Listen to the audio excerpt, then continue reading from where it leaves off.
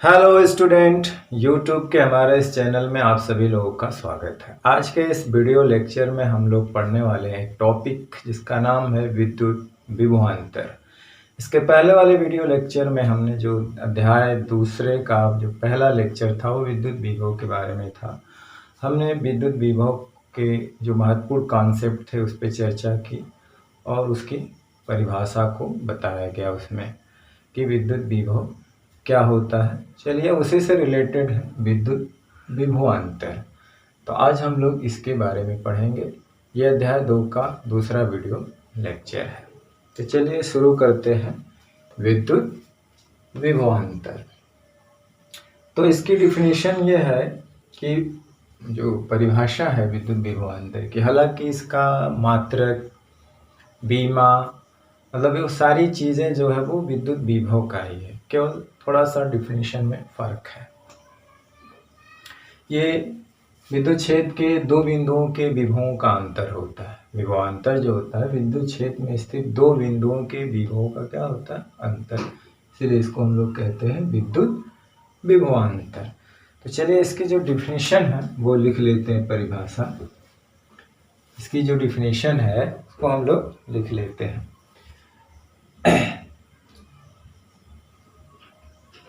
विद्युत क्षेत्र में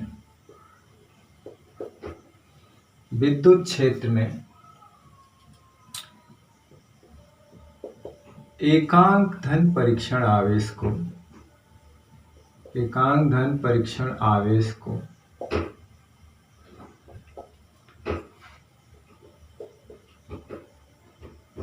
एक बिंदु से दूसरे बिंदु तक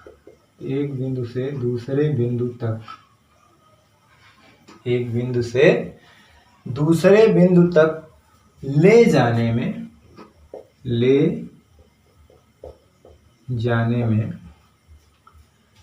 विद्युत बल के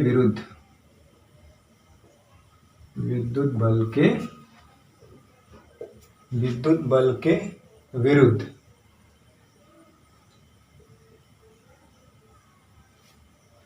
बाह्य बल द्वारा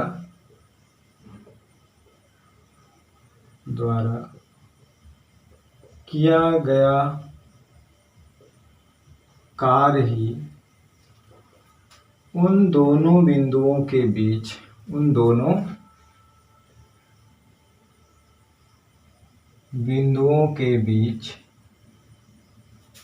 विद्युत विभवांतर कहलाता है। विद्युत विभवांतर कहलाता है उन दोनों बिंदुओं के बीच विद्युत विभवांतर। विद्युत क्षेत्र में एकांक धन परीक्षण आवेश को एक बिंदु से दूसरे बिंदु तक ले जाने में विद्युत बल के विरुद्ध बाह्य बल द्वारा किया गया कार्य ही उन दोनों बिंदुओं के बीच विद्युत विभवांतर कहलाता है।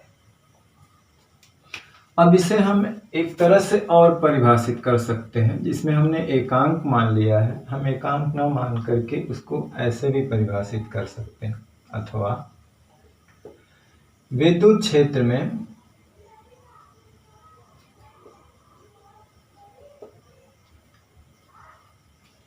धन परीक्षण आवेश को, ये अत्यल्प होता है, धन परीक्षण आवेश को एक बिंदु से दूसरे बिंदु तक ले जाने में, अब देखिए किसके विरुद्ध किया जा रहा है, विद्युत बल के विरुद्ध। ले जाने में विद्युत बल के विरुद्ध बाह्य बल द्वारा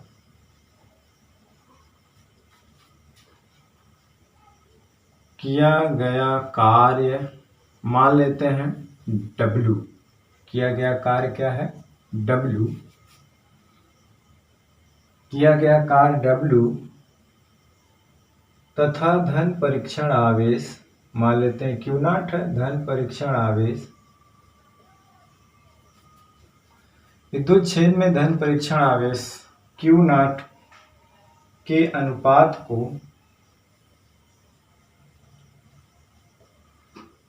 उन दो बिंदुओं के बीच, उन दोनों बिंदुओं के या उन दो बिंदुओं के बीच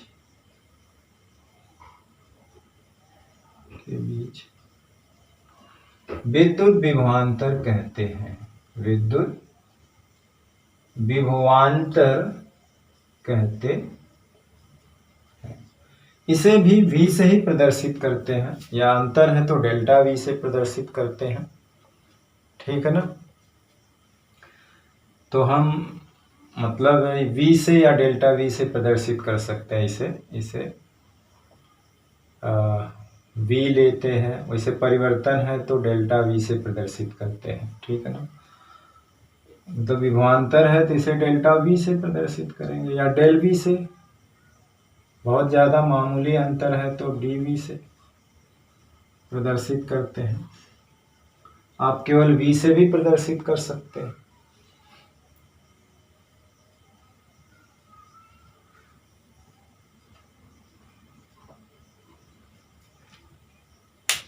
तो ये इसकी परिभाषा है, हालांकि दोनों का सेंस एक ही है।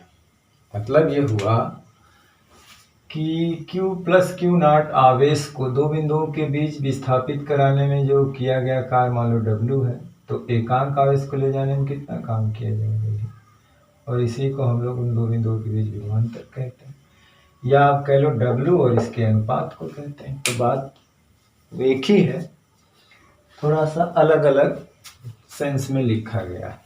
मतलब सेंस एक ही, अलग अलग लैंग्वेज में लिखा गया।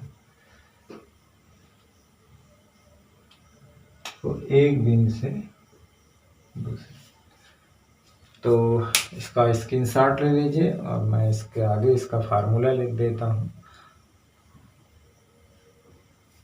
चलिए,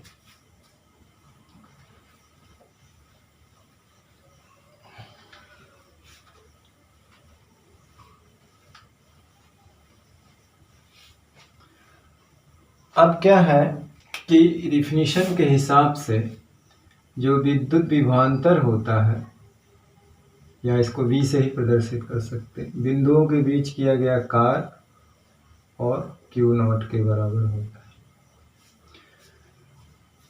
है। ये जो है मात्रक विद्युत विभव के समान होगा, बीमा भी विद्युत विभव के समान होगा, और विद्युत विभवांतर जो है वो एक अंतर है। ये एक तरह से इसका अगर राशि देखा जाए तो ये भी अदिश राशि होगी। तो इसीलिए विद्युत विभव का जो मात्रक होता है वही इसका मात्रक होता है, जूल पर कूलाम, जिसको हम लोग वोल्ट कहते हैं।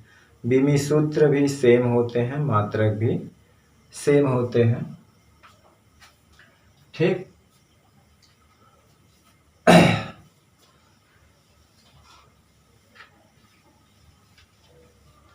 तो इसका मात्रक और विद्युत बीमाएं क्या होती हैं, सेम होती हैं।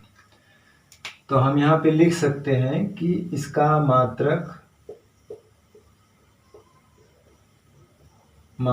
व बीमाएं जो होती हैं विद्युत विभव के समान होती हैं, विद्युत विभव के समान होती है। हालांकि ये उससे थोड़ा सा डिफरेंट है, विभव अलग है, ये विभवांतर अलग है।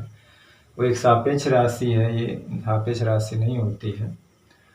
यही परिभाषित भी है, उसका परम मान परिभाषित नहीं होता विद्युत विभव का। तो इसका मात्रक और बीमाएं विद्युत विभव के समान होती हैं। मात्रक जूल पर कूलाम, या इसी को वोल्ट कहते हैं। बीमा ml² T⁻³ A इनवर्स होती है। तो जो उसकी है वही इसकी है। अब जैसे मान लेते हैं कि मान लीजिए यहाँ पे कोई प्लस चार्ज Q है, जिसके विद्युत क्षेत्र में यहाँ पे एक पॉइंट 2 ले लेते हैं। ये यहाँ पे इसको मान लीजिए हमने A पॉइंट लिख दिया और यहाँ पे B पॉइंट लिख लिया, और ये इनफाइनाइट है मान लीजिए। तो यहाँ पे मान लीजिए प्लस Q चार्ज है। क्या है? प्लस Q चार्ज है। इनफाइनाइट क्या है? इसको चाहे तो हाँ, हमें तो इनफाइनाइट की अब तो विभव में ज़रूरत थी, यहाँ पे नहीं। अब देखिए यहाँ पे प्लस क्यू चार्ज है, ये भी प्लस है, तो इस पे एक फोर्स लगेगा जिसको हम लोग कंजर्वेटिव फोर्स या विद्युत बल कहते हैं, है ना। एफ ई कह सकते हो, इलेक्ट्रिक फोर्स है ये, जिसको हम लोग कंजर्वेटिव फोर्स भी कह सकते हैं, ऐसी बात नहीं है। तो वो इसके इधर लगेगा। अब हम इसके विरुद्ध इसको इस यहाँ से यहाँ तक ले आएंगे। ये भी पॉजिटिव चार्ज है, इस पे जो इसके कारण फोर्स लगेगा वो क्या लगेगा, प्रतिकर्षण बल है ना, तो इधर के लगेगा। अब हम इसको विद्युत क्षेत्र के भीतर इसे इस डायरेक्शन में ले आएंगे।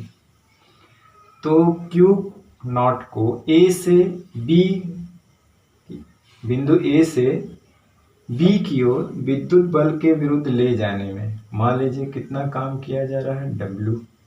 तो हम कहाँ से ले जा रहे हैं, A से B की तरफ। तो इन दोनों बिंदुओं के बीच जो विभवांतर होगा वो होगा डेल्टा V, किया गया काट WAB, और ये Q नॉट। डेल्टा V को हम लिख सकते हैं, देखिए यहाँ का जो विभव है यहाँ के विभव से कम होगा, क्योंकि हम इसी इनफाइनाइट से अगर कोई चार्ज यहाँ लाएंगे तो जितना काम किया जाएगा उससे कहीं ज़्यादा चार्ज को यहाँ लाने में किया जाएगा, क्योंकि जैसे जैसे वो इस चार्ज के करीब आएगा हमें ज़्यादा काम करना पड़ेगा। तो हमें ज़्यादा काम करना पड़ेगा तो इसका मतलब है कि विभव भी ज़्यादा होगा। तो इसीलिए इस स्थान पे हम VA की वैल्यू, सॉरी, इसका विभव कम है, इसका विभव क्या होगा, ज़्यादा। तो यहाँ का विभव मान लेते हैं V है और यहाँ का विभव VA है। तो यहाँ पे देख रहे हैं कि यहाँ का जो विभव है इस पॉइंट का, पॉइंट A का, इस पॉइंट के विभव से कम होगा, क्योंकि हम पॉजिटिव चार्ज को, धन परीक्षण आवेश को जब हम इसके विद्युत क्षेत्र में लाएंगे तो यहाँ तक लाने में जो काम किया जाएगा उसके अपेक्षा यहाँ तक लाने में जो काम किया जाएगा वो ज़्यादा किया जाएगा, क्योंकि इतना अधिक और काम किया जाएगा, तो इसीलिए यहाँ का विभव ज़्यादा होगा।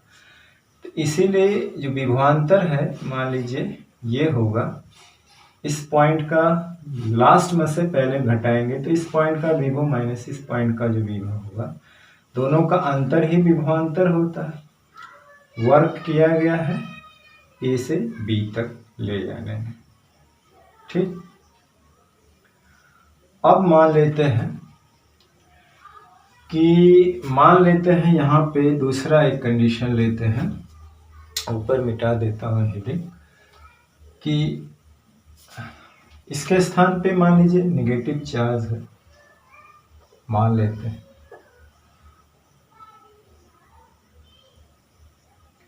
अब इसके विद्युत क्षेत्र में जो है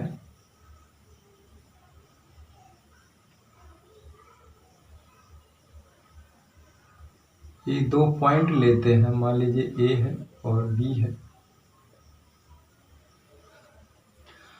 अब इसके में क्या होता है कि ये यहाँ से यहाँ तक लाने में हमें कोई काम नहीं करना पड़ता है, बल्कि काम प्राप्त होता है। तो जब वर्क करना नहीं पड़ता है और वो प्राप्त होता है तो वो निगेटिव होता है। क्या होता है, निगेटिव होता है। यानी कहने का मतलब है कि पोटेंशियल एनर्जी जो होगी ये चार्ज की यहाँ से यहाँ तक लाने में वो क्या हो जाएगी, नेगेटिव हो जाएगी। क्यों होगी, यानी किया गया कार्य नेगेटिव होगा, क्योंकि ये काम स्वयं हो रहा था। जब काम सिस्टम करता है, यानी यहाँ विद्युत बल ही काम कर रहा है, उसके द्वारा काम किया है, बाह्य बल द्वारा काम नहीं किया रहा, विद्युत बल द्वारा काम किया जा रहा है। तो इसीलिए जब कार्य स्वयं होता है, स्वयं सिस्टम करता है, तो वो नेगेटिव होता है। या एक तरह से मान लेते हैं कि निगेटिव क्यों होगा, जैसे मान लीजिए कि इसी पॉइंट का ले रहे हैं, तो ये इनफाइनाइट पे क्या होता है, पोटेंशियल एनर्जी या कोई कार्य इसका जीरो होता है। पोटेंशियल एनर्जी क्या होती है, जीरो मान लेते हैं। तो इस वक्त इसकी पोटेंशियल एनर्जी जीरो है और यहाँ पे मान लीजिए प्लस क्यू चार्ज है। अब इस चार्ज को यहाँ से थोड़ा सा पुश कर देंगे अगर, तो ये चार्ज अपने आप इसके अट्रैक्शन से यहाँ चला आएगा। तो जाहिर सी बात है यहाँ पे इसकी पोटेंशियल एनर्जी जीरो है और यहाँ से यहाँ तक आने में कुछ एनर्जी और भी खर्च कर देगा। यहाँ से यहाँ तक आने में अपनी कुछ एनर्जी और भी लॉस कर देता, वो 0 से कम हो जाएगी। यहाँ पे तो 0 है, लेकिन यहाँ से यहाँ तक आने में कुछ तो उसकी काइनेटिक एनर्जी जो है लॉस होगी, यानी कुछ एनर्जी और रिलीज कर देता, इसका मतलब है उसका मान 0 से और भी कम हो जाता है। तो इसीलिए यहाँ से यहाँ तक लाने में उसका जो पोटेंशियल होता है वो नेगेटिव होता है। आगे हम लोग पढ़ेंगे कि नेगेटिव चार्ज के कारण पोटेंशियल नेगेटिव होता है और पॉजिटिव चार्ज के कारण पॉजिटिव होता है, जस्ट अभी आगे पढ़ेंगे। तो इसीलिए जब हम नेगेटिव स्रोत के लिए, यहाँ तो हमने पॉजिटिव के कारण लिया था, यहाँ नेगेटिव के लेंगे तो यहाँ से यहाँ तक ले जाने में हमें काम प्राप्त होगा, यानी ए से बी तक। जो हम यहाँ का विभव मान लेते ये है, यहाँ का ये है, तो हमें ये काम प्राप्त होगा, तो इसलिए नेगेटिव होगा। तो हमें जो ये मिलेगा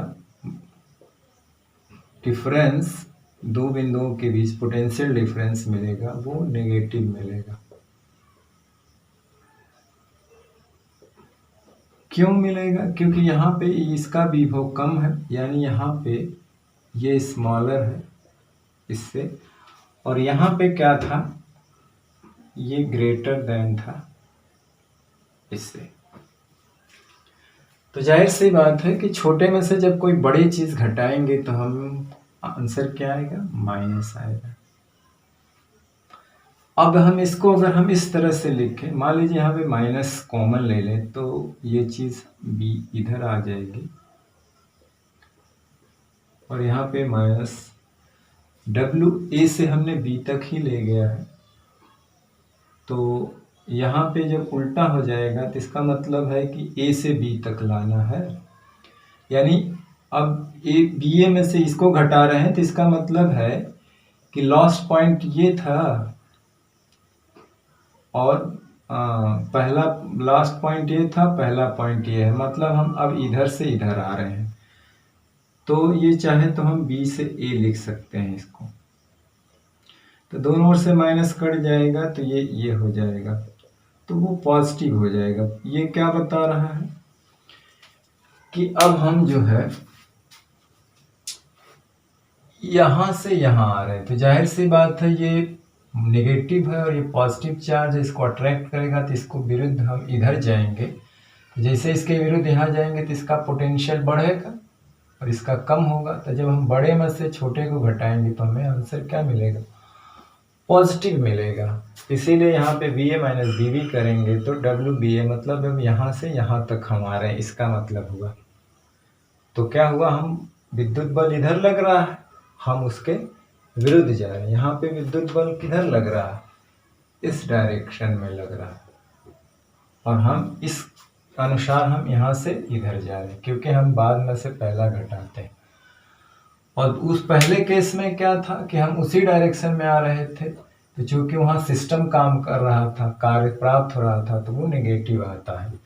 तो उसको हमने कहाँ लिखा, हाँ यहाँ पे लिखा, क्योंकि इसका विभव यहाँ पे कम है, इसका विभव ज़्यादा है, तो हम छोटे में से बड़ा घटाएंगे तो नेगेटिव आएगा। तो ये कंडीशन है, ठीक। तो आप इस कॉन्सेप्ट को अपने माइंड में रखिएगा। अब हम जस्ट इसी से रिलेटेड जो है कुछ है, आगे हम लोग विद्युत विभवांतर और विद्युत विभव से रिलेटेड कुछ इम्पॉर्टेंट बातें चर्चा करेंगे और उस इम्पॉर्टेंट कंसेप्ट के बारे में चर्चा करेंगे, जिसका बहुत ही ज़्यादा उपयोग है उस कॉन्सेप्ट का आगे। तो चलिए हम लोग जो है कुछ इसके कॉन्सेप्ट देख लेते हैं। तो हम उस चीज़ों को थोड़ा सा नोट में करके लिख रहे हैं, ठीक है ना, क्योंकि थोड़ा सा इसका कोई हेडिंग नहीं है, तो इस बातों को हम लोग नोट में लिख लेते हैं। तो इस बात को आप समझ ही गए होंगे, पॉज करके नोट कर सकते हैं या तो स्क्रीनशॉट ले सकते हैं इसका। चलिए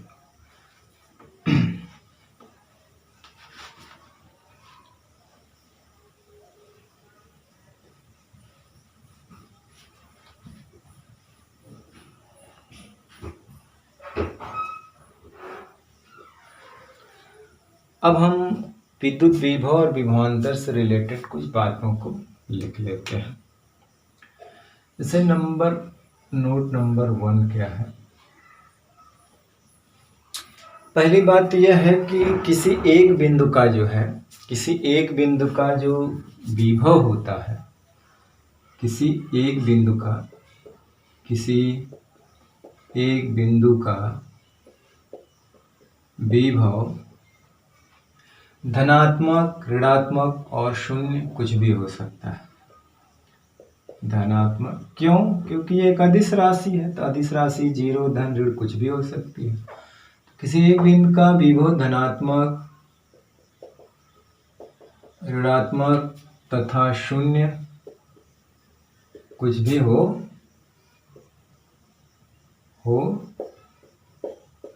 सकता है। ठीक, यानी धन भी हो सकता है। अभी हम लोग देखेंगे कि धनात्मक आवेश के कारण धन होता है विभव, ऋणात्मक स्रोत है तो उसका ऋण होता है, और इनफाइनाइट पे 0 होता है। इसलिए धन, ऋण, 0 कुछ भी हो सकता है। ठीक, तो ये चीज़ है कि किसी एक बिंदु का विभव धनात्मक, ऋणात्मक या शून्य कुछ भी हो सकता है। क्यों? क्योंकि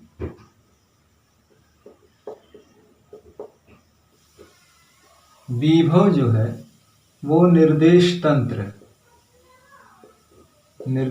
को हम क्या कहते हैं? संदर्भ बिंदु।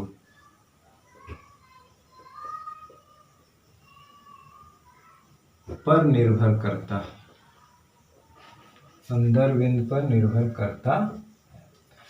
मतलब इसको परिभाषित करने के लिए हमें एक निर्देश बिंदु, तंत्र का क्या निर्देश बिंदु रखें।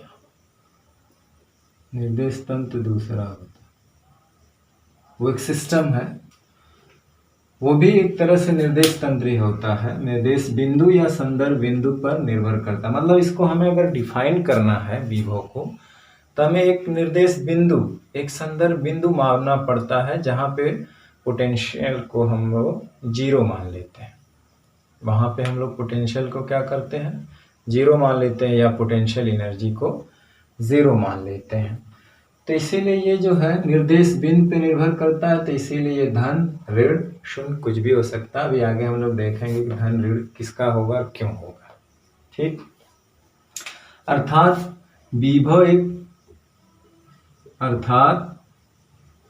विभव एक सापेक्ष राशि है। क्या है? सापेक्ष राशि है। यानी हम इसको किसी निर्देश बिंदु के सापेक्ष या संदर्भ बिंदु के सापेक्ष ही परिभाषित कर सकते हैं। एक सापेक्ष राशि होती है। वहीं जबकि विद्युत विभवांतर क्या है?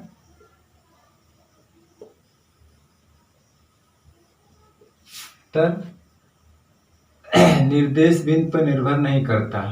विद्युत विभवांतर क्या है? निर्देश बिंदु पर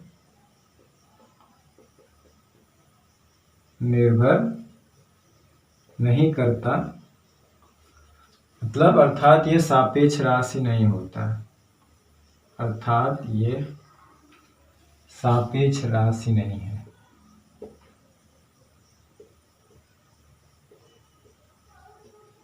ये निर्देश बिंदु पे निर्भर नहीं करता, क्योंकि ये विद्युत क्षेत्र के किसी दो बिंदु के विभव का अंतर होता है।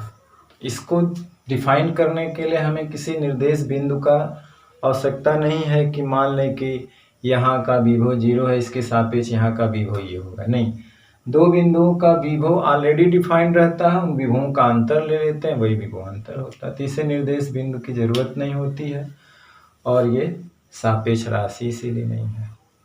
ये सापेक्ष राशि नहीं है क्योंकि ये निर्देश बिंदु पर निर्भर नहीं करता है। अब एक चीज और है कि दो बिंदुओं के बीच का जो विभवांतर है वो किसी बिंदु पर जैसे परम विभव, सापेक्ष विभव या विभव के वास्तविक मान से ज़्यादा महत्वपूर्ण होता है, क्योंकि जो परम विभव होता है या निरपेक्ष विभव होता है, या जो विभव का वास्तविक मान होता है, वो आप तभी डिफाइन कर सकते हैं, परिभाषित कर सकते हैं, जब हम किसी अन्य बिंदु पर विभव को शून्य मान लें, अर्थात इनफाइनाइट पर मतलब अनंत पर। तो वही चीज को हम लोग लिख लेते हैं। ठीक, तो दो बिंदुओं के बीच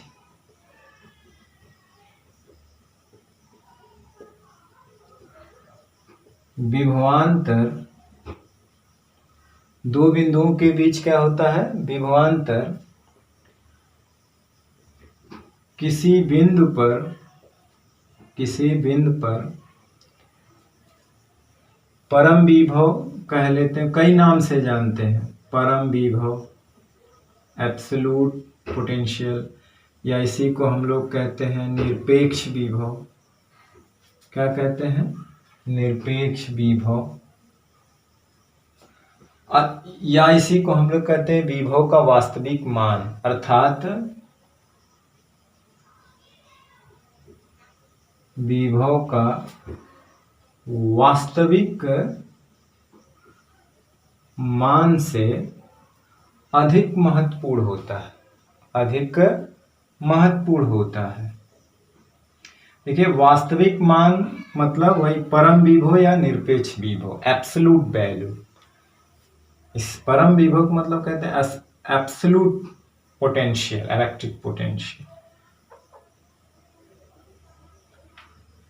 अर्थात विभव का जो रियल मान से अधिक महत्वपूर्ण होता है, महत्वपूर्ण होता। कौन? विभवांतर। किससे? परम विभव से, निरपेक्ष विभव से, विभव के वास्तविक मान से। क्यों होता है ऐसा? क्योंकि किसी बिंदु पर परम विभव, क्योंकि किसी बिंदु पर परम विभव तभी ज्ञात किया जा सकता है, तभी ज्ञात किया जा सकता है जब किसी अन्य बिंदु पर, जब किसी अन्य बिंदु पर विद्युत विभव का मान शून्य हो।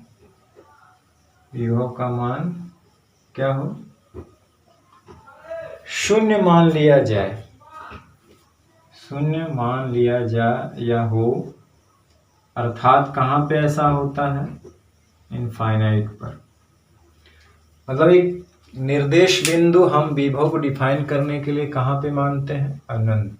जैसा कि हमने पहले बताया है कि उसकी डिफिनेशन में इनफाइनाइट टर्म क्यों आता है।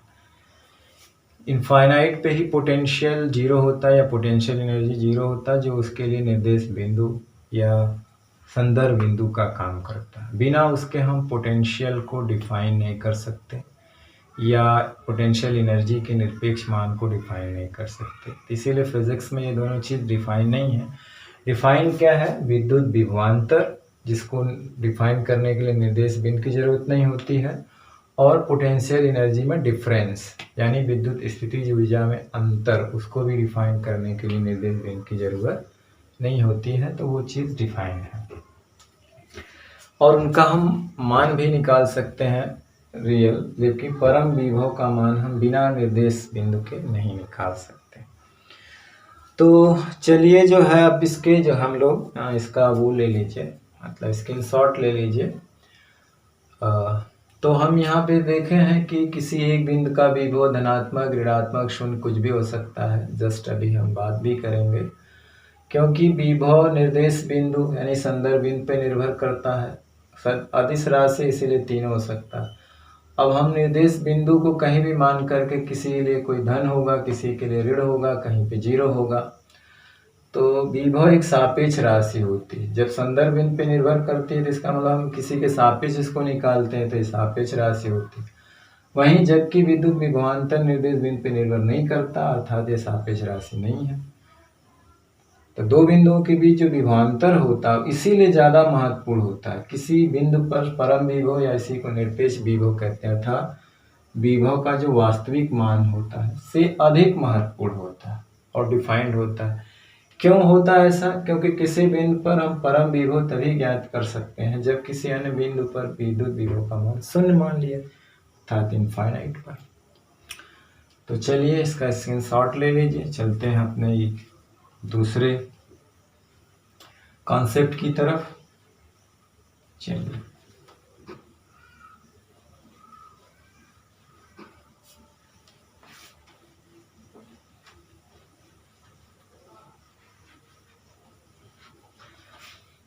तो हमारा जो दूसरा कॉन्सेप्ट ये है कि यदि अनंत पर, मतलब यही तो हमारा संदर्भ बिंदु, यदि अनंत पर विद्युत विभव को शून्य मान लिया जाए, विद्युत विभव क्या हो, शून्य हो या मान लिया जाए, माना तो जाता ही है, मान लिया जाए तो धनात्मक स्रोत का विभव, धनात्मक यानी धन आवेश का विभव क्या होगा, धनात्मक, धनात्मक स्रोत का विभव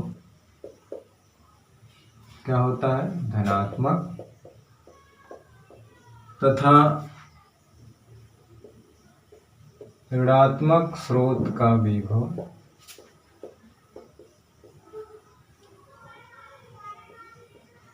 ऋणात्मक होता है। तो धनात्मक स्रोत मतलब वही धन आवेश, और ऋणात्मक स्रोत का मतलब ऋणावेश का विभव ऋणात्मक होता, और अनंत का विभव अगर 0 हो। तो देखें विभव शून्य, धन और ऋण तीनों हो गए। अब इसलिए है कि मान लीजिए कि यहाँ पे एक धनात्मक स्रोत है, इसका विभव धन क्यों होगा, तो चूंकि इनफाइनाइट पे हमारा विभव क्या होता है, 0 होता, और यहाँ से पॉजिटिव चार्ज को अगर हम यहाँ पे लाएंगे तो हमें काम करना पड़ता है। तो जब हम काम करना पड़ता है जहाँ पे विद्युत बल के विरुद्ध, तो विभव क्या होता है, धनात्मक होता, काम क्या होता है, धनात्मक होता। इसीलिए धन आवेश के कारण विभव धनात्मक होता। अब वही मान लीजिए कि ऋण आवेश है और इनफाइनाइट पे तो ये 0 है, तो ये पॉजिटिव चार्ज को जब हम इसके पास लाएंगे तो ये तो खुद आएगा यहाँ से, ये क्योंकि ये नेगेटिव पॉजिटिव दोनों में, क्योंकि हम ऑलवेज पॉजिटिव लेते हैं, इस पूरी प्रक्रिया को डिफाइन करने के लिए हम इसे क्या लेते हैं, ऑलवेज पॉजिटिव। तो अब देख रहे हैं ये स्वयं इसके तरफ खींच के आएगा, तो जाहिर सी बात है इसको लाना नहीं पड़ेगा, ये स्वयं आएगा, तो अपनी एनर्जी खर्च करते हुए आएगा। तो इसलिए यहाँ पे 0 थी, इधर आने पर और खर्च कर दिया, इसलिए नेगेटिव हो जाएंगे। तो काम जहाँ प्राप्त होता है, सिस्टम जहाँ काम करता है, उसका जो पोटेंशियल होता है वो 0 होगा, यानी कि जो वर्क होता है वो नेगेटिव होता है। तो इसीलिए क्या होता है कि नेगेटिव चार्ज का जो पोटेंशियल होता है वो नेगेटिव होता है, ठीक। क्योंकि हम इसको यहाँ तक लाने में इसके तरफ जो वैल्यू होती है वो क्या होती है, और जो वर्क होता है वो प्राप्त होता है, इसलिए वो नेगेटिव होता है। तो इसीलिए इसके कारण जो पोटेंशियल होगा वो किसी पॉइंट पर नेगेटिव होगा, इसके कारण जो पोटेंशियल कहीं होगा वो पॉजिटिव होगा, ठीक। तो चलिए अब तीसरी तरफ चलते हैं, कॉन्सेप्ट की तरफ। तीसरा है कि विद्युत क्षेत्र की दिशा में क्या होता है, विभव का मान घटता है और विद्युत क्षेत्र के विपरीत दिशा में विभव का मान बढ़ता है। विद्युत क्षेत्र की दिशा में विद्युत विभव का मान घटता है तथा क्षेत्र के विपरीत दिशा में विद्युत विभव का मान बढ़ता है।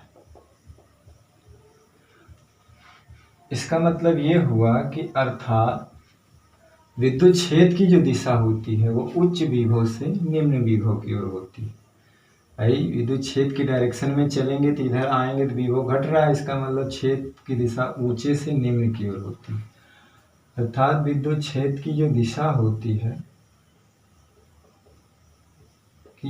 होती है वो उच्च विभव से निम्न विभव की ओर होती है, विभव की ओर होती है। जैसे मान लेते हैं यहाँ पे एक पॉजिटिव चार्ज है Q मान लो, या पॉजिटिव चार्ज है, यहाँ पे निगेटिव चार्ज है, और यहाँ पे देखिए ऑलवेज जो है हम लोग यहाँ पे लेते हैं, ये ऑलवेज पॉजिटिव होता है।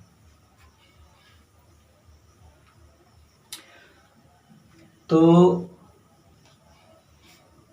यहाँ पे जो है विद्युत क्षेत्र की डायरेक्शन इस डायरेक्शन में होगी, और यहाँ पे विद्युत क्षेत्र की डायरेक्शन क्या होगी, ऋण आवेश है तो उसकी तरफ होती है। यहाँ पे विद्युत क्षेत्र की डायरेक्शन इधर होगी, और इसके कारण विद्युत क्षेत्र की डायरेक्शन क्या होगी, इसकी तरफ।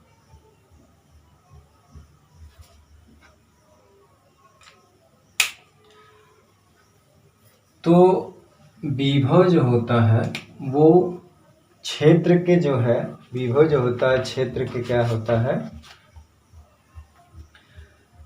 यहाँ पे मान लेते हैं ये जो है इनफाइनाइट तक गया है, और वहाँ पे कौन चीज रखा है, ये ऑलवेज पॉजिटिव होता है, वेस क्या होता है, ऑलवेज क्या होता है, पॉजिटिव होता है। अब देखिए यहाँ पे क्षेत्र की डायरेक्शन में जब हम चलेंगे तो पोटेंशियल क्या होता है, घटता है। मतलब अगर हम यहाँ की बात करें, यहाँ की बात करें, तो यहाँ पे लो पोटेंशियल होगा और यहाँ पे क्या होगा, हाई पोटेंशियल होगा।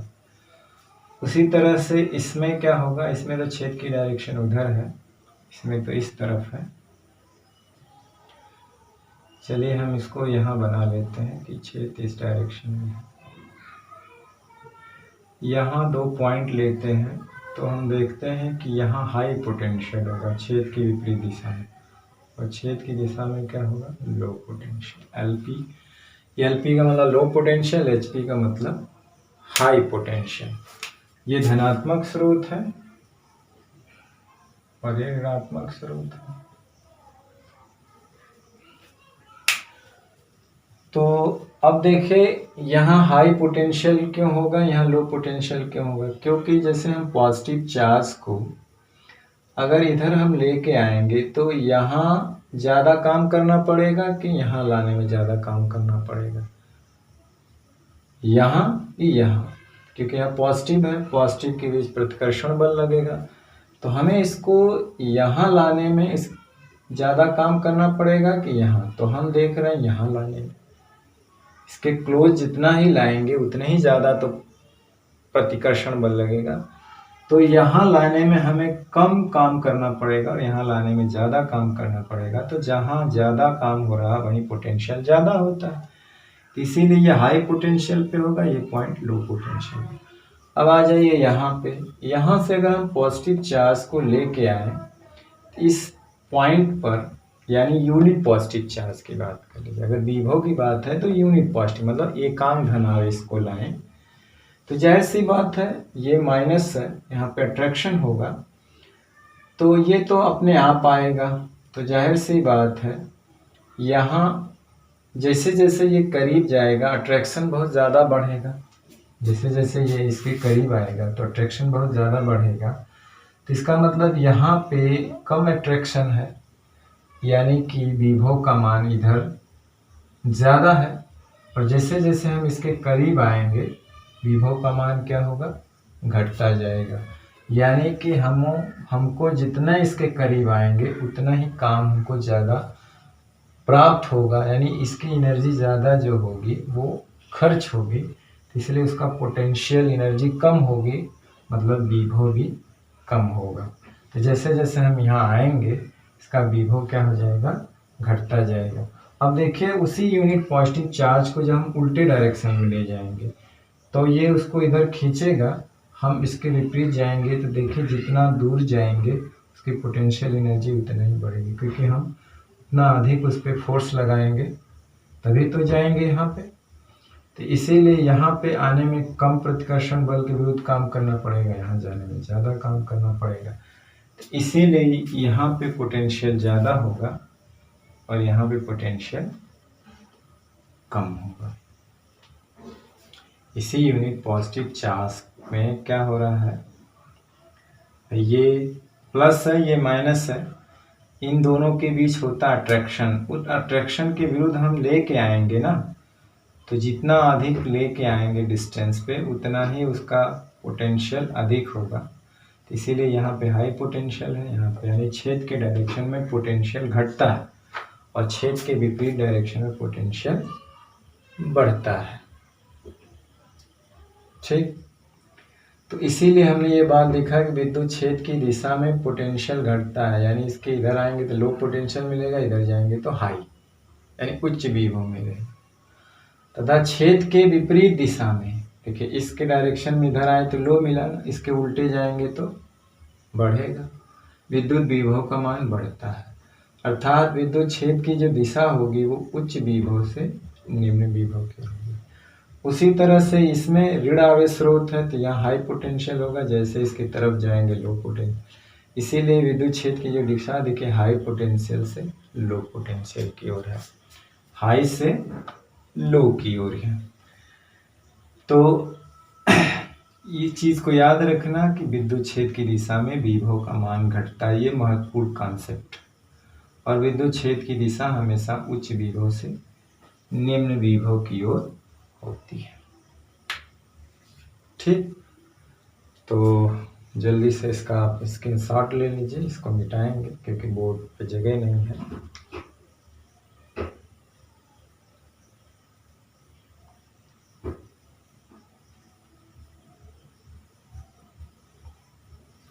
चलिए,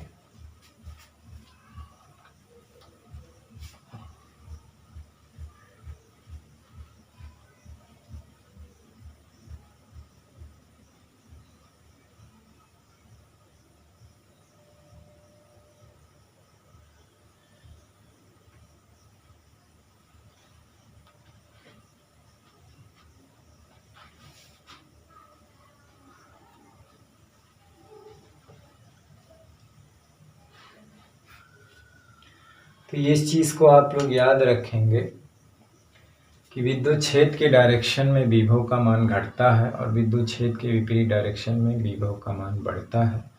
यानी कि विद्युत क्षेत्र की दिशा जो हमेशा ऊंचे विभव से निम्न विभव की ओर होती है, हमेशा ऊंचे विभव से निम्न विभव की ओर होती है। हमारा ये तीसरा यानी चौथा है। इस पर एक मान लीजिए हम एक न्यूमेरिकल टाइप का एक कॉन्सेप्ट ले रहे हैं। मान लेते हैं कि एक विद्युत क्षेत्र की डायरेक्शन इस साइड में है,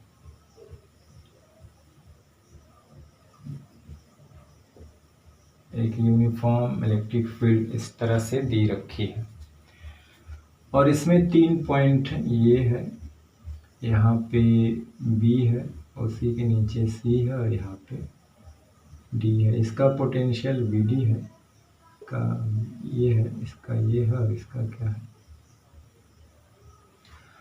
अब इनमें रिलेशन क्या है, इसमें बताना है कि इनमें रिलेशन क्या है। तो अभी अभी हमने पढ़ा है कि विद्युत क्षेत्र के डायरेक्शन में अगर हम चलेंगे, यानी छेद इधर है तो इसका मतलब है कि छेद पॉजिटिव चार्ज के कारण है, अगर इधर होता तो नेगेटिव चार्ज के कारण होता। तो जाहिर सी बात है कि छेद की डायरेक्शन इधर है तो इसका मतलब है कि जैसे हम इसके डायरेक्शन में चलेंगे पोटेंशियल घटेगा, विभव का मान क्या होगा, कम होगा। इसका मतलब है सबसे ज़्यादा विभव इसका होगा, फिर इन दोनों, देखिए ये इन दोनों एक ही पैरेलल में एक ही डिस्टेंस पे हैं यहाँ से, तो इसलिए इन दोनों का विभव क्या होगा, बराबर। जैसे आगे आएंगे इसका और भी कम हो जाएगा। अब इनके विभव में रिलेशन देखेंगे तो VA का सबसे ज़्यादा, फिर इनका बराबर हो जाएगा, फिर BD का इनसे भी कम, ये रिलेशन बनेगा। ठीक, तो चलते हैं पांचवें कॉन्सेप्ट की तरफ। क्या है पांचवा कॉन्सेप्ट? ये है कि ये है इलेक्ट्रिक फील्ड है। मान लीजिए यहाँ पे उच्च विभव है और इधर निम्न विभव होता है। इलेक्ट्रिक फील्ड की डायरेक्शन जानते हैं कि उसकी दिशा में क्या होता है, विभव घटता है। और ये जो फील्ड है वो पॉजिटिव चार्ज के कारण है, अब ये भी जानते हैं। नेगेटिव, अब इसमें एक प्लस चार्ज को रख दिया गया और एक नेगेटिव चार्ज को रख दिया गया। अब वो किधर मोशन करेंगे? एक पॉजिटिव चार्ज को रख दिया गया, एक नेगेटिव चार्ज को रख दिया गया, मुक्त, फ्री।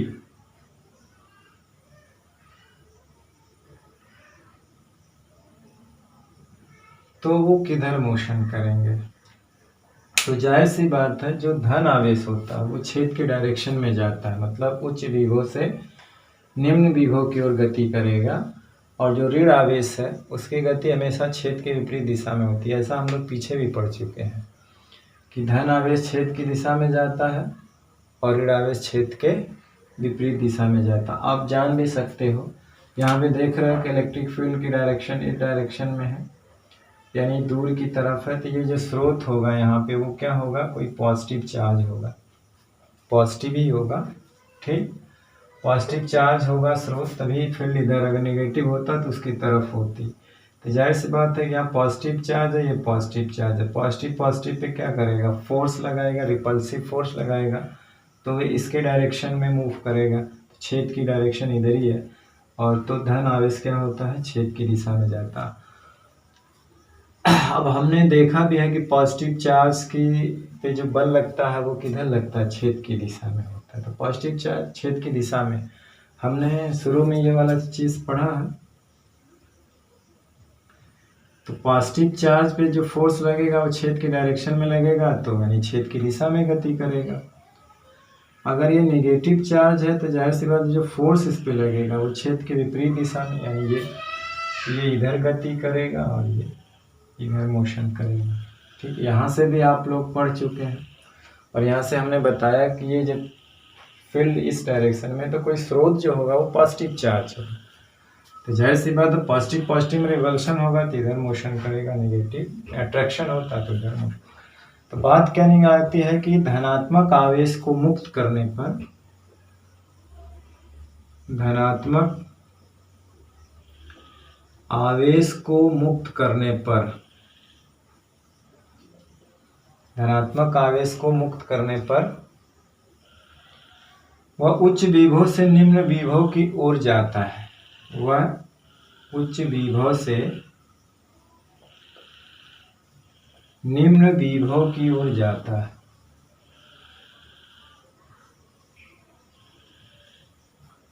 जबकि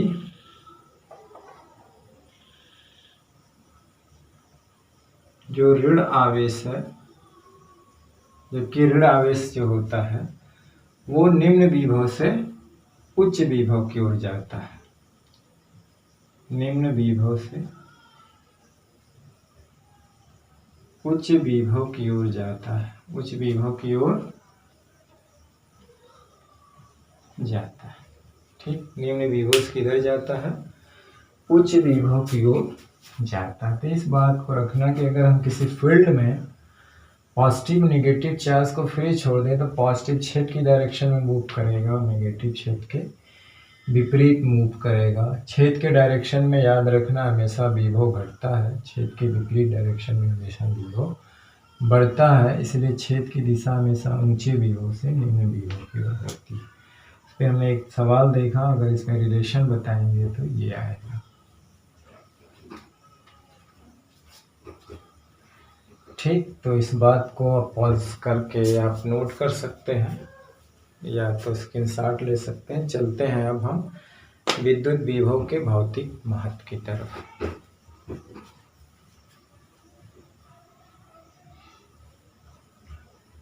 चलिए,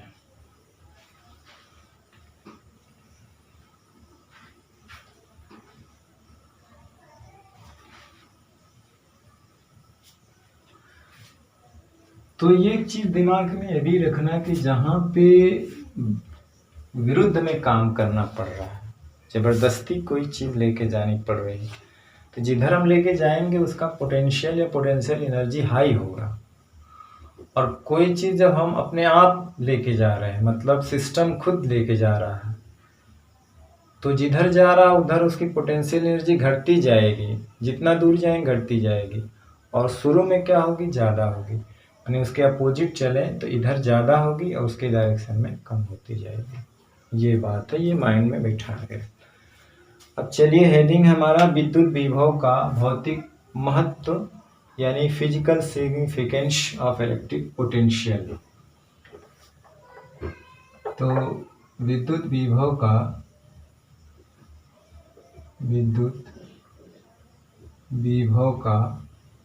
भौतिक महत्व,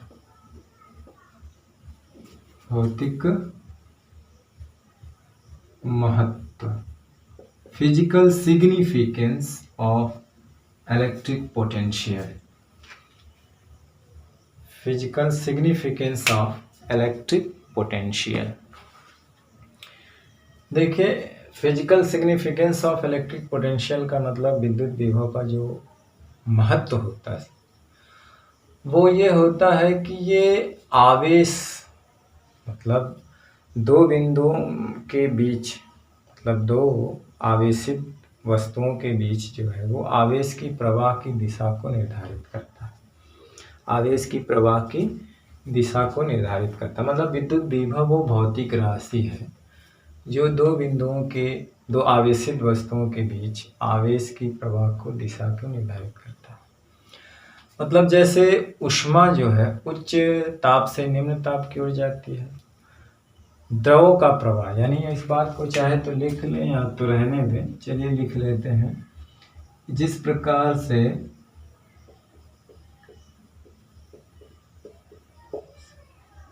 ऊष्मा जो होती है ऊंचे ताप से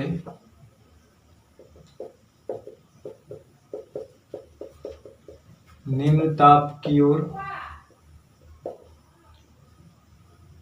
तथा पानी जो है या द्रव हो, पानी उच्च गुरुत्वीय तल से, यानी ऊंचे दाब से गुरुत्वीय तल से निम्न गुरुत्वीय तल की ओर,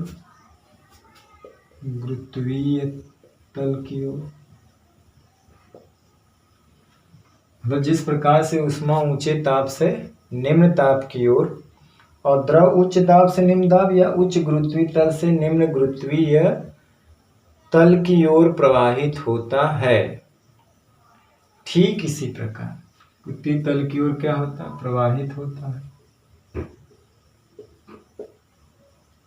ठीक, तो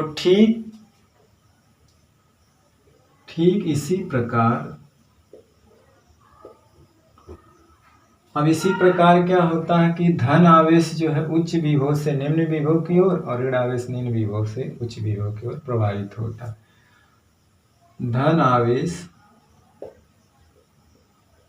अभी पीछे पड़ चुके हैं, उच्च विभव से निम्न विभव की ओर तथा जो ऋण आवेश है वो निम्न विभव से उच्च विभव की ओर प्रवाहित होता है।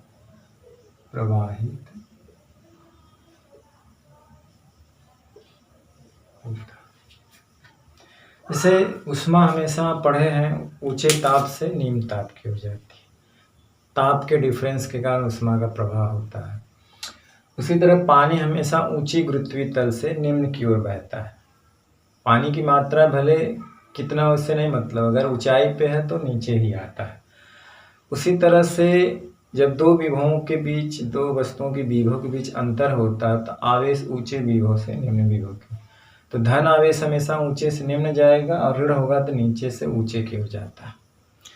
तो यानी कि जो विभव होती है एक भौतिक राशि होती है जो दो आवेशित वस्तुओं के मध्य आवेश के प्रवाह की दिशा को निर्धारित करती है। वे उनकी मात्रा से रिलेट नहीं होते हैं। यानी कि ऊष्मा के प्रवाह की दिशा ऊष्मा के प्रवाह की दिशा ऊष्मा की मात्रा पे निर्भर नहीं करती। ऊष्मा के प्रवाह की दिशा का ऊष्मा की मात्रा से ऊष्मा की मात्रा से कोई संबंध नहीं होता है। पानी के प्रवाह की दिशा का पानी के मात्रा से कोई संबंध नहीं होता है। यानी कि पानी के प्रवाह की दिशा का इसकी मात्रा से कोई संबंध नहीं होता है। इसकी मात्रा से कोई संबंध नहीं होता है।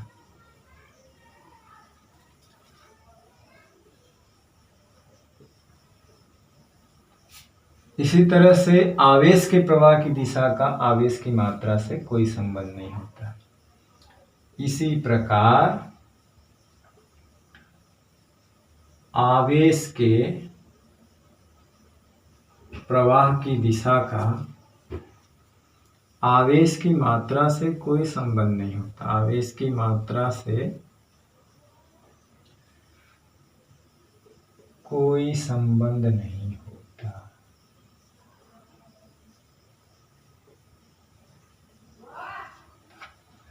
से पानी भले कम हो लेकिन ऊंचाई पे है तो नीचे ही आएगा। तो उच्च गुरुत्वीय तल से निम्न गुरुत्वीय तल की ओर होता है। गुरुत्वीय तल मतलब ऊंचाई।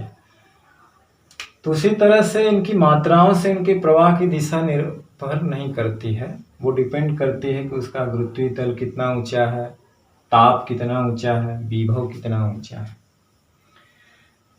ठीक, तो मतलब हुआ, इस बात को हम इस तरह लिख सकते हैं कि अर्थात ये क्या काम करता है। तो विभव यही जो है भौतिक महत्व, लास्ट लाइन ये क्या करता है कि विद्युत विभव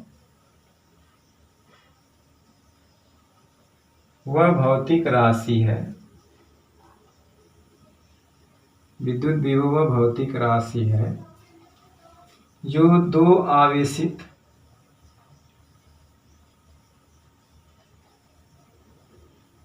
वस्तुओं के बीच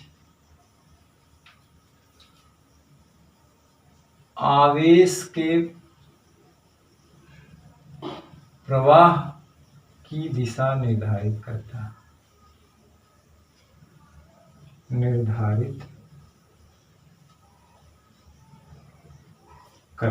आवेश के प्रवाह की दिशा निर्धारित करता है। यदि दो चालक वस्तुओं को संपर्क में ला दें, दो चालक वस्तुएं हैं, चालक है तो उन पे चार्ज होगा। यदि दो चालक वस्तुओं को अगर हम संपर्क में ला दें, जैसे हम यहाँ पे फिगर बना देते हैं, जैसे मान लीजिए दो चालक वस्तुओं को हम संपर्क में ला दें। ये दो चालक वस्तुओं को हमने संपर्क में ला दिया। दो चालक वस्तुओं को हम क्या किए, संपर्क में ला देते हैं यहाँ से। तो इसमें क्या होता है, जो चालक वस्तु होते हैं तो इलेक्ट्रॉन जो होते हैं, हालांकि इलेक्ट्रॉन तो ही चलते हैं, तो इलेक्ट्रॉन जो है वो निम्न विभव से क्या है, उच्च विभव की ओर। अगर धन आवेश है तो वो उच्च विभव से निम्न विभव की ओर तब तक प्रवाहित होंगे जब तक कि दोनों चालक वस्तुओं का विभव क्या हो जाए, समान हो जाए। यदि दो चालक वस्तुओं को संपर्क में लाने पर इलेक्ट्रॉन का प्रवाह निम्न विभव से उच्च विभव की ओर तब तक होता रहता है जब तक कि दोनों चालक वस्तुओं का विभव क्या हो जाए, समान न हो जाए। जब तक कि दोनों चालक वस्तुओं का विभव समान न हो जाए।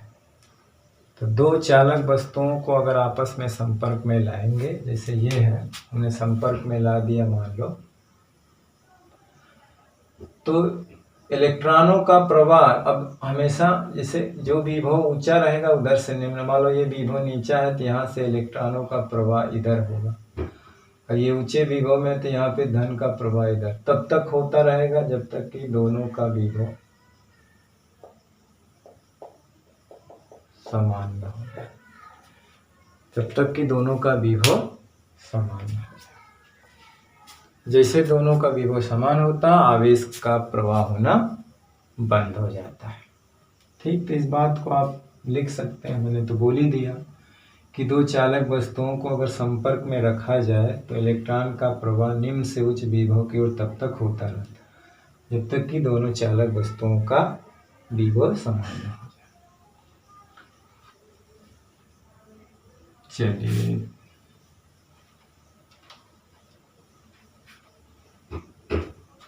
तो ये उनका जो भौतिक महत्व वो लास्ट में यही है कि विद्युत विभव वो भौतिक राशि है जो आवेशित वस्तुओं के बीच आवेश के प्रवाह निर्धारित करता है और ये आवेश की मात्रा पे निर्भर नहीं करता। तो विभव एक महत्वपूर्ण काम करता है ना, आवेश को चलाने का काम करता है, आवेश को प्रवाहित कराने का काम करता है। तो विभव का ये फिजिकल सिग्निफिकेंस।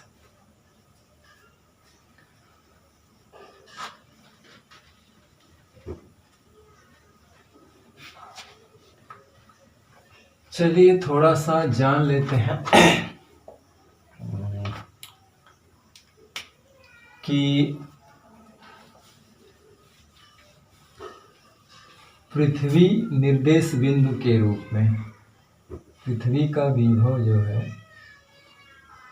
पृथ्वी का विभव संदर्भ बिंदु के रूप में यानी निर्देश बिंदु के रूप में, यानी कि कहीं कहीं पृथ्वी के विभव को भी निर्देश बिंदु के रूप में माना जाता है। पृथ्वी के विभव को भी क्या माना जाता है? निर्देश बिंदु के रूप में माना जाता है। यानी सामान्य उद्देश्यों के लिए कुछ, जैसे अब हमें किसी चालक का अगर विभव पता करना है किसी चालक का, तो वहाँ पे उसका विभव किसके सापेक्ष लिया जाता है? पृथ्वी के विभव के सापेक्ष, क्योंकि पृथ्वी का विभव क्या होता है? शून्य होता है। तो हमें सामान्य उद्देश्यों के लिए पृथ्वी के विभव को शून्य मानकर विभव का निर्देश बिंदु लेते हैं। तो सामान्य उद्देश्यों के लिए, सामान्य उद्देश्यों के लिए पृथ्वी के विभव को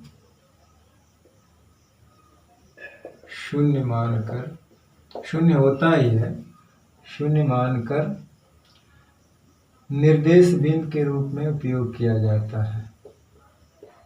निर्देश बिंदु के रूप में उपयोग किया जाता है।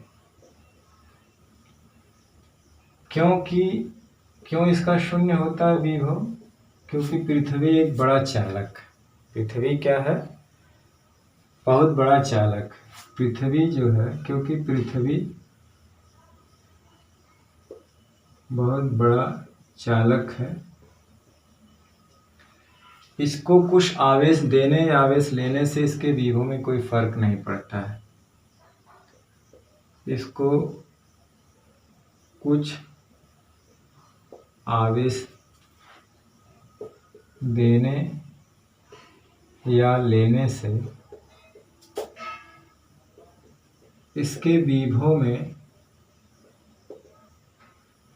कोई परिवर्तन नहीं होता है, कोई परिवर्तन नहीं होता है। मतलब है कि पृथ्वी का विभव शून्य माना जाता है। क्यों? क्योंकि इसको कुछ चार्ज दे दिया जाए या उसके चार्ज ले लिया जाए, क्योंकि ये बहुत बड़ा चालक होता है, तो उससे कुछ चार्ज ले लिया जाए या कुछ चार्ज दे दिया जाए तो इसके विभव में कोई फर्क नहीं पड़ता है। इसकी कैपेसिटी जो होती है, धारिता अनंत होती है। अभी आगे हम पढ़ेंगे कि Q बराबर CV होता है, तो B बराबर होता है Q/C, तो पृथ्वी की धारिता अनंत होती है, तो इसीलिए Q में अनंत से भाग देंगे तो V क्या आ जाएगा? 0। अभी आगे हम लोग धारिता में पढ़ेंगे कि इसीलिए पृथ्वी का विभव क्या होता है? शून्य होता है। तो इसके विभव में कोई परिवर्तन नहीं होता है, इसीलिए पृथ्वी का विभव क्या होता है? शून्य माना जाता है। और इसीलिए पृथ्वी का विभव क्या होता है, शून्य होता है। ये भी कह सकते हैं क्योंकि इसकी धारिता अनंत होती है। ये और अच्छा है, क्वेश्चन में लिखते हैं धारिता क्या होती है, अनंत होती है। धारिता क्या होती है, अनंत होती। तो इसीलिए किसी चालक के विभव की जो माप होता है, अतः किसी चालक के विभव की जो माप है वो पृथ्वी के विभव को शून्य मानकर किया जाता है। पृथ्वी के विभव को शून्य मानकर किया जाता है।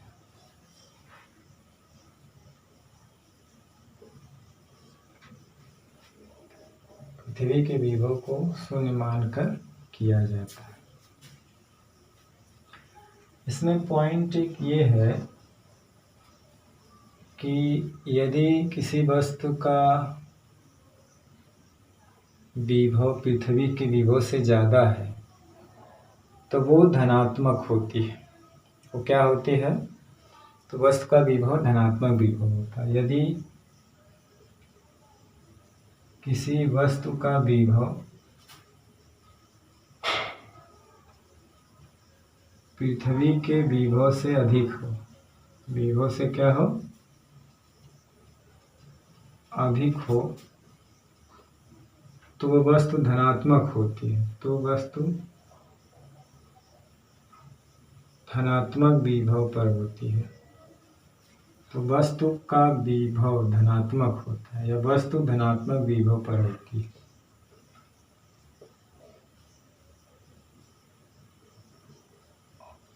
और यदि वस्तु का विभव पृथ्वी के विभव से कम है,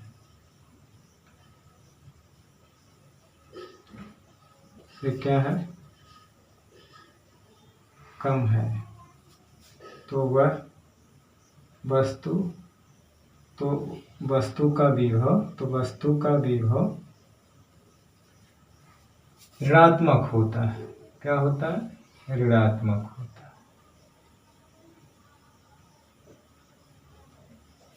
अगर किसी वस्तु का विभव पृथ्वी के विभव से अधिक है तो वो धनात्मक विभव पर होती है, यानी उस वस्तु का विभव धनात्मक होता है। अगर किसी वस्तु का विभव पृथ्वी के विभव से कम है तो वो उसका विभव ऋणात्मक होता है। हालांकि धनात्मक वस्तु का विभव धनावेश का विभव जो धन होता है, ऋण आवेश का विभव क्या होता है, ऋणात्मक होता है। तो धनात्मक और ऋणावेशित वस्तु का विभव ऋणात्मक होता है।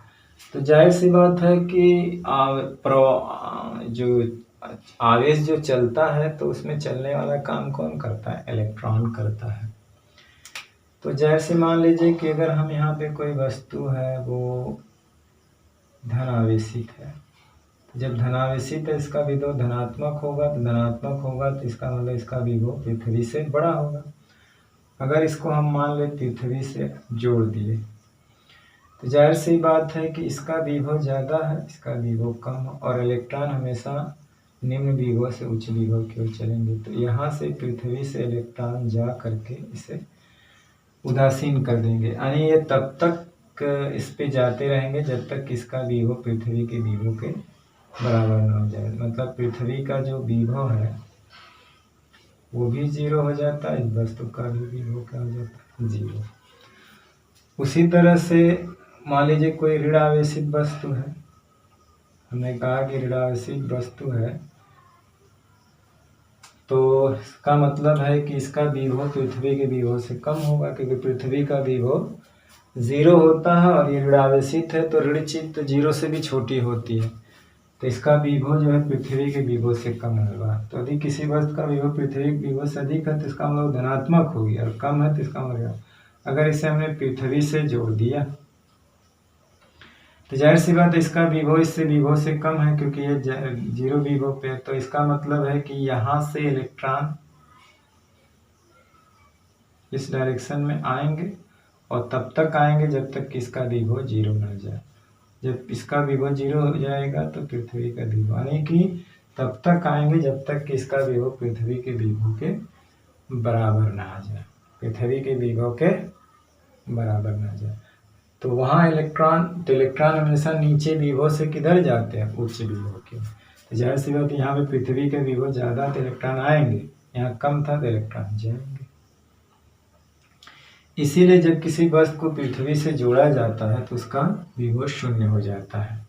यहाँ पे लिख सकते हैं कि इसीलिए किसी वस्तु को पृथ्वी से जोड़ने पर उसका विभव 0 हो जाता है, उसका विभव 0 हो जाता है। ऐसा पीछे भी पढ़ चुके हैं।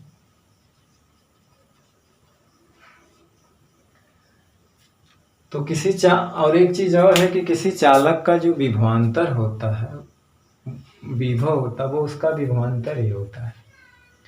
किसी चालक का विभव जो होता है वो उसका विभवांतर ही होता है, क्योंकि उसका विभव पृथ्वी के सापेक्ष लिया जाता है। पृथ्वी का विभव 0 होता है, पृथ्वी का विभव 0, तो उसके विभव और पृथ्वी विभव में जो अंतर आता है वो उसके विभव के बराबर ही आता है। क्योंकि किसी भी चालक का विभव क्या होता है, पृथ्वी के विभव के सापेक्ष लिया जाता है, तो वो उसका विभवांतर ही होता है। क्योंकि पृथ्वी का विभव 0, तो 0 और उसके विभव में जब अंतर लेंगे तो वही आएगा। इसीलिए किसी चालक का विभव ही उसका विभवांतर होता है। इस बात को याद रखिएगा। तो ये था पृथ्वी के विभव से रिलेटेड कुछ बातें, जिसका आप इसको पढ़ने से ही आपको ज़्यादा समझ में आ जाएगा। तो आप इसका स्क्रीनशॉट ले लीजिए और हम आज का लेक्चर यहीं पे समाप्त करते हैं और एक नए लेक्चर के साथ फिर आपसे मिलेंगे इस चैप्टर के तीसरे वीडियो लेक्चर में, जो होगा कि विद्युत क्षेत्र का जो रेखी समाकलन के रूप में, या विद्युत क्षेत्र एक संरक्षित क्षेत्र होता है, इस चीज़ के बारे में हम लोग आगे पढ़ेंगे। वो भी बहुत ही इम्पोर्टेंट टॉपिक है, एक इम्पोर्टेंट कॉन्सेप्ट है। तो चलिए आज के वीडियो लेक्चर में बस इतना है। एक नए टॉपिक के साथ हम अगले वीडियो लेक्चर में फिर मिलेंगे। तब तक आप पढ़ाई करते रहिए, पढ़ते रहिए, परीक्षा की तैयारी खूब अच्छे मन से करते रहिए। All the very best. Thank you very much.